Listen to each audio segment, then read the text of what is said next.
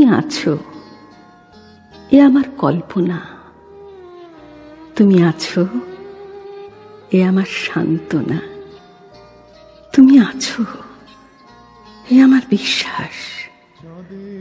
তোমার আমার মনের মধ্যেখানে একটি প্রদীপ আলোতে আঁধারে জলে আর নিভে প্রতি ক্ষণে ক্ষণে।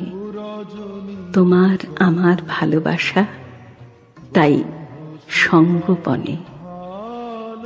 বলবো না, কিছু বলবো না, বলার ইচ্ছাও নেই। কি বলি তারও ঠিক নেই।